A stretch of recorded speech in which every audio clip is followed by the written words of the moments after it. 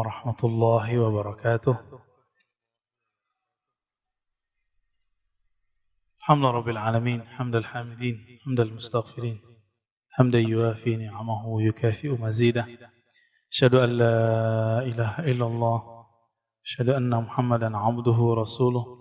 Allahumma salli wa sallim barik ala nabiyyina Muhammad wa ala alihi wa ashabihi wa li baitihi wa dzurriyyatihi ajma'in wa ba'd.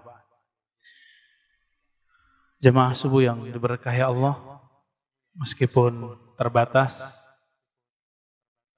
dan ada was-was, ya, mari kita hati-hati saja. Was-was itu dari syaitan, namanya khannas. Maka sering-sering kalau pagi, sore baca Qul a'udzu birabbin nas, malikin nas, ilahin nas, min syarril waswasil khannas, alladzi waswisu fi sudurin nas minal jinnati wan nas. Untuk menjaga diri kita dari keburukan ciptaan-ciptaan Allah, virus apapun itu ciptaan Allah, walaupun dikaryakan manusia. Ya, kita baca juga surah Al-Falaq, ya. Qul a'udzu birabbil falaq min syarri ma khalaq. Aku berlindung kepada pencipta cahaya di subuh hari. Min syarri ma khalaq, dari keburukan yang Dia ciptakan. Ini kita agak sedih, beberapa orang-orang kedokteran itu meremehkan doa. Ya. Oh, virus nggak bisa dihadang dengan doa. Siapa bilang? Ya. Dulu Khalid ibn Walid tidak hanya virus, itu racun. Racun nggak tembus di badannya cuma dengan bismillah. Khalid ibn Walid. Tapi para ahli doa nggak boleh sombong juga. Masa orang doa sombong? Masa orang doa takabur? Jadi ini dua hal gak usah dipertentangkan. Orang-orang ahli kedokteran cukup berbicara tentang penyakit fisiknya. Ya, kita ahli agama berbicara tentang hal-hal yang ruhaninya, yang batinnya. Ya. Jadi saling menguatkan seharusnya, bukan saling menyalah-nyalahkan. Maka tidak benar juga yang mengatakan bahwa COVID itu konspirasi saja, gitu ya. Enggak ada sebenarnya, itu enggak benar juga. Ada. Ya. Kita udah nyaksiin kok. Bahkan kita juga alumni kok ya. Pak Mirwan udah alumni kan? Tuh. Harus ada reuninya ntar Pak. Saya membawa dua teks sebenarnya, satu Sunan Abi Daud, yang kedua Al-Bidayah wa Nihayah. Di situ ada kisah penting walaupun cuma 2 halaman ya. Hadis mengenai atau kisah mengenai Dajjal kan di akhir zaman. Nah, sebelum masuk ke akhir zaman, hadis akhir zamannya nanti kita buka Sunan Abu Daud. Abu Daud ini punya kitab namanya Sunan Abi Daud. Ini bukan Sunan bahasa Indonesia. Susunan apa? Suhunan. Bukan itu ya. Ini Sunan jamak dari sunnah, nama kitab. Sunan Abi Daud, peringkatnya di bawah Bukhari, Muslim, Abu Daud. Ini nomor 3. Jadi nanti tentang akhir zamannya ada sekitar 6 hadis atau 7 hadis mengenai akhir zaman yang kita bacakan. Kalau sempat ya. Namun, orang melupakan tentang cerita awal dari Dajjal. Dajjal itu gelar sama dengan Al-Mahdi. Dan yang paling unik, Dajjal itu gelarnya yang berikutnya yang populer adalah Al-Masih. Al-Masihud Dajjal. Yang dapat gelar Al-Masih siapa lagi? Nabi Isa. Al-Masihu Isa ibnu Maryam.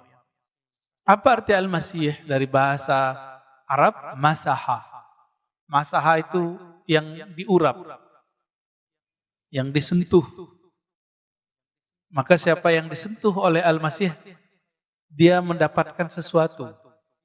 Jika orang itu sakit, dia sembuh. Jika orang susah, dia langsung senang. Itu Al-Masih. Ada Al-Masih yang hakiki, itu Isa alaihissalam. Ada Al-Masih yang palsu. Sesuai namanya Dajjal. Dajjal itu artinya pembawa kepalsuan. Yang paling banyak kepalsuannya, kebohongannya. Lalu orang-orang bertanya, Dajjal itu sosok atau simbol? Jawabannya apa, Pak? Simbol doang. Dajjal itu dua-duanya. Simbol juga sosok. Jadi jangan dipisah-pisah. Ini memisah-misahin yang berbahaya. Ya, menjadi ilmunya nggak utuh. Simbol, maka disebut fitnatud Dajjal. Itu simbol. Kekacauan yang disebabkan oleh si pembohong. Berita hoax, konspirasi. Ya. Beritanya lebih besar dari faktanya. Nah, ini bagian dari fitnatud Dajjal. Ini siap-siap nih Pak. Ini kita kan Delta udah menyebar di Indonesia ya. Waktu saya pulang dari Jambi akhir bulan lalu, itu di bandara banyak orang-orang Eropa. Pak. Banyak orang Eropa. Saya curiga, kita curiga. Beberapa bulan ke depan Eropa meledak. Kan sekarang mereka lagi santai ya. Lagi santai, main di pantai, di mana-mana. Di mall gak pakai masker kecuali di ruangan. Ini nanti tinggal tunggu aja. Karena mereka mau masuk winter ya. Tapi semoga Allah jaga siapa yang layak dijaga. Ya. Amin ya rabbal alamin. Kisah Dajjal, ternyata Dajjal itu ada beberapa namanya. Ada nama kecilnya yaitu Musa bin Sam'un. Namanya Musa juga. Ada gelarnya Samiri, karena dari negeri namanya Samara. Ini Samara yang mana? Ini juga kita bingung. Samara yang di Yerusalem, adakah di sana Samara atau yang dari daerah Irak? Ya, wallahu a'lam. Ayahnya Musa bin Sam'un yaitu Sam'un. Ini beda dengan Samson Pak ya, jangan dicocok logiin. Sam'un ini punya istri, mereka dua-duanya mohon maaf, belum dikaruniai anak alias mandul. Udah berobat, gak sembuh-sembuh. Tiba-tiba ada iblis menyerupai seorang yang sakti, mandraguna. Si iblis ini ngomong, kamu kalau mau punya anak, lakukan ritual berikut. Jadi ritual-ritual begini emang dari dulu sudah ada. Lakukan, mohon maaf ya, hubungan suami istri di kuil setan. Ada kuil setan Pak di Samara. Dulu ada berhala banyak di kuil tersebut. Karena dia sudah ngebet mau punya anak, ditanya mulu sama orang, kamu payah gak punya anak gitu, mandul gitu. Jadi stres. Akhirnya mereka datanglah. Jadi orang-orang yang stres, orang-orang yang kepepet, itu emang daya tawar keimanannya itu jadi rendah. Ya. Jadi mudah terpedaya. Orang sakit sama Pak. Karena pengen sembuh, akhirnya bernyekutukan Allah Subhanahu wa Ta'ala. Datanglah ke sana, lalu melakukan apa yang disarankan si dukun iblis itu. Dia tidak baca doa. Maka disitulah yang dikatakan Nabi. Iblis alias Azazil menyertainya dalam melakukan hubungan suami istri. Hamillah perempuan, tapi itu bukan anaknya Sam'un. Zahirnya anaknya Sam'un, batinnya anak Azazil atau iblis. Azazil ini iblis yang dulu goda Nabi Adam, Pak. Udah tua itu iblisnya. Namanya apa tadi? Azazil, cakep ya namanya. Jangan dikasih ke anak Pak ya. Azazil gelarnya iblis. Jadi dalam bahasa tertentu ada nama, ada gelar.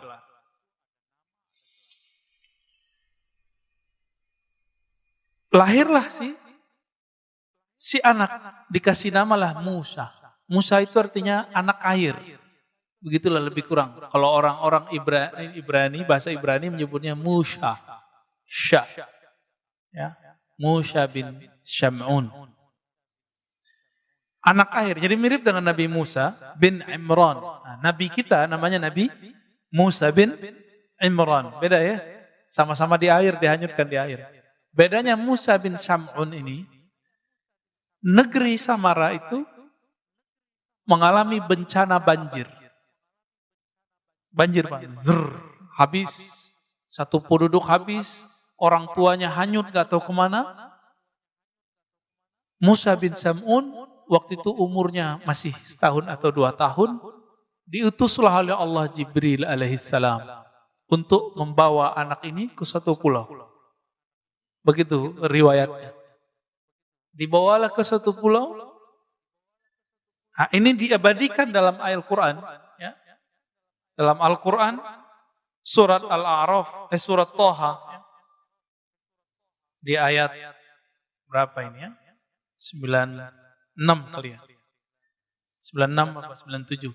Qala basurtu bima lam yabsuru bih faqabattu qabdatan min atharir rasul fanabastuha wa kadzalika sawwalat li nafsi.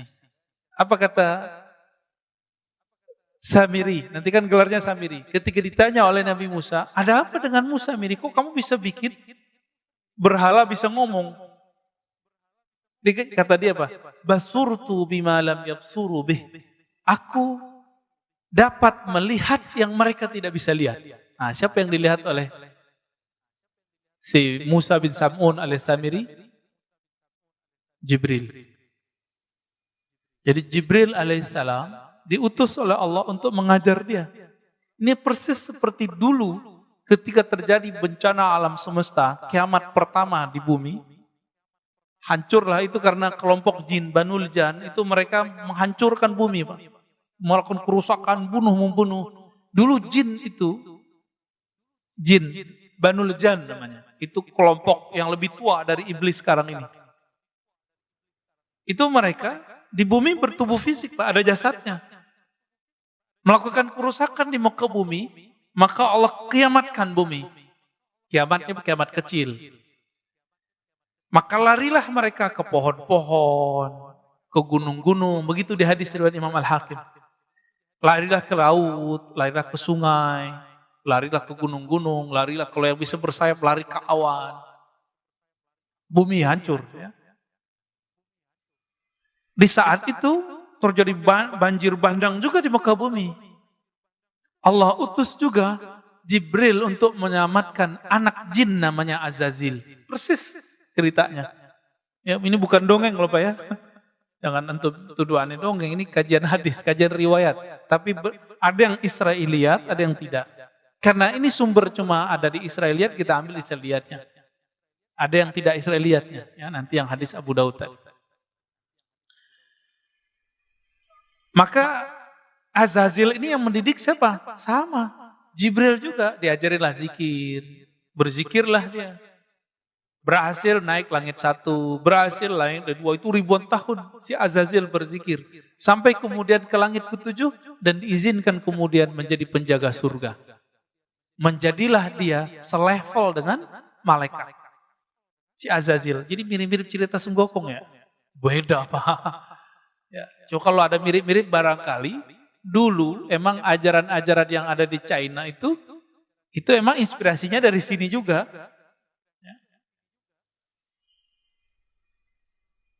Diizinkanlah Azazil memimpin ibadah ahli surga. Di belakangnya malaikat, dia di depan. Tinggi gak tuh posisinya? Nah itu si Azazil. Yang dia kemudian punya anak-anak jasad namanya Musa. Atau alias Samiri, gelarnya Dajjal. Itu dia. Jadi orang itu ada nasab jasad, ada nasab batin. Ini nasab batinnya dia. Maka kalau menikah harus baca, ya, belajar tuh doanya, biar nanti gak kerasukan. Kerasukan tuh gak mesti kesurupan, ya. Kerasukan setan ketika kita bersyahwat tapi tidak dengan nama Allah Subhanahu wa Ta'ala. Pendek cerita, dibawalah Samiri, Musa bin Sam'un Samiri ke satu pulau, diajarkan dia. Itu Samiri, ini jarang riwayat menyebutkan. Dia itu susah jalan, Pak. Jadi perkembangannya itu lamban. Maka dari hadis Abu Daud ini disebutkan ya, bahwa Samiri itu qasirun. Inna masihat dajjal rajulun qasirun afhaj ja'dun a'war matmusul ain laisa bina ti'atin wala jahra. Si Musa bin Sam'un alias Samiri, al-Masihud Dajjal, dia matanya belean. Jadi bukan seperti yang diimajinasikan orang satu mata gitu ya. Bukan. Itu ilustrasi aja. Ilustrasi seniman. Matanya dua, cuma satunya belean, Pak, atau belean enggak, Pak? Ya. Dia itu sampai berapa tahun gak bisa jalan, tapi tetap diajarin oleh Jibril, diajarin zikir. Nah, matanya itu belean dua-duanya. Ketika umurnya 7 atau 10 tahun, itu matanya satu kebuka, satu bagian kiri. Yang kanannya masih tertutup sampai saat ini. Gitu. Jadi ini tuh kayak ada yang nempel terus di sini tuh. Di mata dia. Dan itu permanen, gak bisa diapa-apain. Nah, berkat zikir-zikir yang diajarkan oleh Jibril alaihissalam, maka saktilah itu si Musa bin Sam'un alias Samiri. Maka dia mampu melihat yang tidak bisa dilihat orang awam. Ini ayatnya. Qala basurtu bima lam yabsuru. Aku mampu lihat yang mereka tidak lihat. Apa yang dia lihat? Dalam tafsir Ibnu Katsir, kemudian di Bidayah wa Nihayah dikatakan, Ra'aitu Jibril. Aku melihat malaikat Jibril. Ini dalilnya nih. Dan ini bukan cocok logi, Pak, emang begitu. Di pulau itu kemudian dia menjadi dewasa. Tapi seperti yang dikatakan tadi, jangan dibayangkan Dajjal itu gede badannya. Enggak. Tapi dia keker. Rajulun qasirun. Laki-laki yang pendek. Pendek dia. Cebol kali ya orang nyebutnya. Apa sih istilahnya, saya nggak ngerti deh. Ya. Afhaj ja'd. Ya. Jadi jidat itu kecil, jidatnya awar, matanya satu, ya belean itu ya. Matmusul ain laisa bina'in. Ini tanda kalau dia ini bukan Tuhan. Nanti kan dia ngaku Tuhan, Pak. Urusan mata jadi nggak bisa urus, masa dia ngaku Tuhan. Ya. Lalu kemudian karena kesaktiannya itu dengan nama-nama Allah yang Allah kasih. Jadi Jibril itu memberikan ajaran, harapannya si Samiri ini bisa menjadi hamba Allah. Tapi ternyata nggak berhasil. Di pulau itu siapa yang lewat dia bunuh, ada binatang dia bunuh, memang sadis. Siapa yang ganggu dia dibunuh, siapa yang nasihatin dia dibunuh. Cuma Jibril doang yang nggak berani dia lawan. Maka berhasillah dia kemudian dengan kesaktian itu, mungkin lewat perahu segala macam, sampailah dia di daratan. Ya. Pada masa Nabi Musa, dia datang ke negeri yang dimana Bani Israel datang ke sana. Ketika Nabi Musa alaihissalatu wassalam pergi berkhalwat ke Goa Tursina, 40 hari ya. Ingat-ingat nih, 40 hari. Dalam masa 40 hari itu, Samiri sanggup menyesatkan semua Bani Israel kecuali cuma beberapa orang. Yang dititipkan waktu itu siapa? Nabi Harun.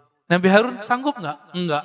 Maka dalam surah Al-A'raf dari ayat 148, 154, Toha 83 sampai 98, itu diceritakan bagaimana Nabi Harun diancam untuk dibunuh.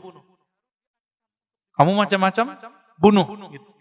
Nah, Nabi Harun ini yang jenggotnya panjang, Pak. Ini yang kita ceritakan beberapa bulan lalu, yang mereka gagal paham, kelompok sebelah ya. Itu pujian itu, tapi mereka salah paham. Nabi Harun jenggotnya panjang. Kayak sufi-sufi sekarang juga. Juga ini panjang, Pak. Ini yang sekarang dipakai oleh Yahudi Ortodok. Apa itu penghinaan? Di mana saya menghinanya? Karena mereka memotong dan niatnya emang ingin memfitnah kita. Tapi ya sudah kan saya udah maafin, Pak, dan saya minta maaf. Untuk apa keras-kerasnya? Tapi mereka tetap bully, ya biarin aja. Kita nggak ada urusan. La nakhafu laumata laim. Kita nggak takut dicaci maki. Itu diajak debat sedikit sama teman saya langsung diblokir. Kita dicaci maki tiap hari nggak ada kita blokir, kita biarin aja. Ya. Kecuali ngomongnya kasar-kasar, jorok-jorok, ini kita nggak hirau. Ya. Ini udah muncul nih. Ini hati-hati, Pak, ya. Di dalam diri kita ada sisi apa? Binatang ternak, ada sisi sifat binatang buas. Kalau ada orang, kalau lagi tengkar, ngomong jorok itu di dirinya lebih dominan sifat binatang ternak. Ngerendahin orang, cari makan lu, gitu. Mau terkenal lu, gitu. Ya. Nggak fitnah, nggak makan. Nah ini tanda. Isi perutnya cari makan, cari makan, cari makan. Jadi dia kalau mandang orang, ceramah, dikira cari makan. Emang kita nggak punya kerjaan. Ya. Emang kita pengangguran, dituduh-tuduh begitu. Ini karena karakter itu. Bapak jalan nih, ngelihat ada orang, laki perempuan jalan, Pak. Terus kita mikir, wah habis mojok nih. Otak kita yang jorok, Pak. Otak kita jorok, kita tuduhkan kepada orang. Jadi sebenarnya kita lagi membaca diri sendiri. Nah, hati-hati di situ ya. Kalau karakternya buas, ini cari lawan terus. Kata-katanya kasar, anjing lu, ya, bunuh lu. Tuh kalimat-kalimat begitu. Kalau bahasanya dominan syaitan di dalam dirinya, bahasanya pakai dalil-dalil, tapi habis itu diplesetin, dalil plesetin. Teks-teks, hujah-hujah, kitab-kitab digunakan untuk mencaci maki. Nauzubillah min dzalik. Kita dari dulu dicaci maki, kita biasa aja. Cuma mengatakan seperti itu jadi ramai. Ah ya sudahlah ya. Maka teman-teman para pejuang Ahlus Sunnah, gak usah khawatir kalau di fitnah-fitnah itu biasa aja. Ya. Nah ini bagian dari fitnah tuh Dajjal. Teman-teman yang melakukan Allah. Lalu Nabi Harun yang jenggotnya panjang, yang sekarang dilestarikan oleh Yahudi Ortodok, ya, berarti bagus dong jenggot ini, bagus sebenarnya. Itu kemudian ditarik jenggotnya oleh Nabi Musa. Itu ada di surah Al-A'raf itu ya. Apa kemudian kata Nabi Harun? Wahai Musa, aku diancam bunuh oleh mereka. Memang dari dulu ngancam-ngancam bunuh nih. Turunan-turunan mereka nih, Pak. Ini gayanya begitu. Ayaktulu nih. Mereka ngancamku dengan pembunuhan. Ini gayanya dari dulu. Maka Nabi Harun pun tidak berdaya. Maka Nabi Musa alaihissalam memerintahkan kepada mereka untuk tobatnya dengan bunuh diri. Nah, coba perhatiin. Yang syirik tobatnya bunuh diri. Giliran datang ke Samiri, apa kata beliau? Ma khatbuka ya Samiri. Fama khatbuka ya Samiri. Begitu dalam surat Thaha. Kok giliran ke Samiri ngomongnya lembut-lembut amat? Karena Nabi Musa paham. Yang punya hak mengalahkan Samiri bukanlah beliau. Tapi umat Nabi Muhammad SAW lewat tangan Nabi Isa alaihissalam. Oh berarti siapa yang membunuh Samiri? Nabi Isa. Ini ceritanya di situ, Pak. Karena Samiri tahu ajalnya ada di tangan Nabi Isa. Oke, berarti kan? Karena Samiri sadar bahwa ajalnya ada di tangan Nabi Isa, maka dia membuatlah penipuan, konspirasi pertama terhadap Nabi Isa. Itulah terjadi pembunuhan terhadap sosok yang mirip dengan Nabi Isa.